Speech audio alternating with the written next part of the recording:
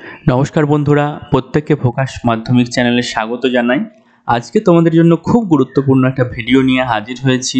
আজকে তোমাদের সাথে শেয়ার করব তোমরা যারা নরেন্দ্রপুর রামকৃষ্ণ মিশনে একাদশ শ্রেণীতে ভর্তি হতে চাও তাদের জন্য খুব ইম্পর্ট্যান্ট একটা ভিডিও।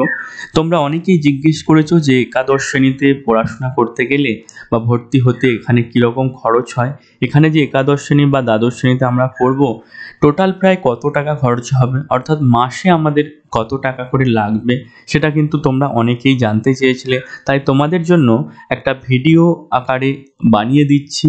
এই ভিডিও থেকে তোমরা কিন্তু সম্পূর্ণ একটা ধারণা পাবে তোমাদের মাসে কীরকম টাকা খরচ হবে।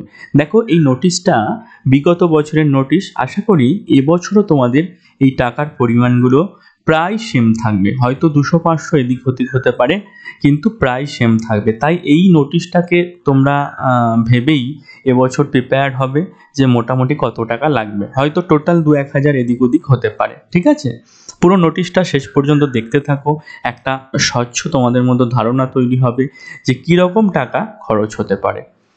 ঠিক আছে, দেখো কি বলেছে প্রথমেই। দেখো,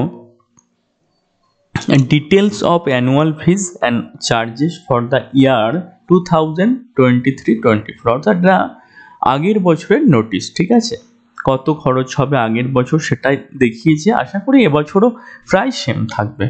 হোস্টেল মান্থলি চার্জ এপ্রিল থেকে মে তারা মোট 9,000 টাকা নিচ্ছে। ঠিক আছে, অর্থাৎ এপ্রিল থেকে মেয়ের টাকাটা কিন্তু প্রথমেই নিয়ে নিচ্ছে।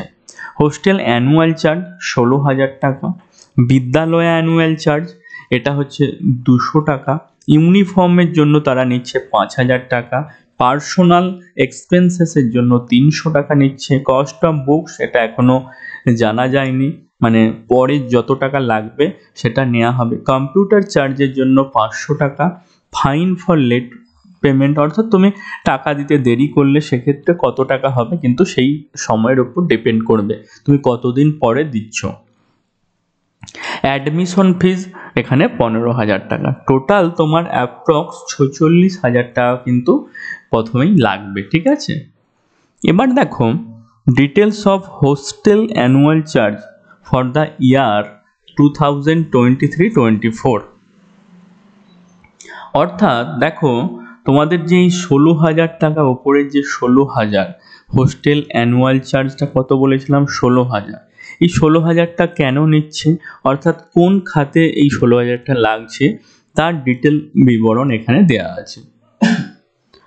দেখো, ইলেকট্রিসিটি আর লাইটের জন্য তারা নিচ্ছে 2,500 টাকা।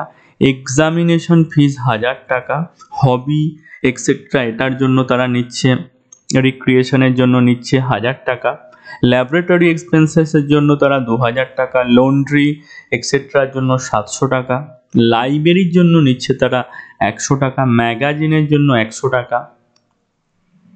হোস্টেল মেনটেন্যান্স রিপেয়ারিংয়ের জন্য 200 টাকা। মেডিকেলের জন্য 600 টাকা। পিকুনিয়ারি হেল্পের জন্য 100 টাকা। পোস্টেজ অ্যান্ড টেলিফোনের জন্য তারা নিচ্ছে 200 টাকা। প্রিন্টিং স্টেশনারির জন্য 200 টাকা। বিদ্যালয় ডেভেলপমেন্টের জন্য 2,000 টাকা।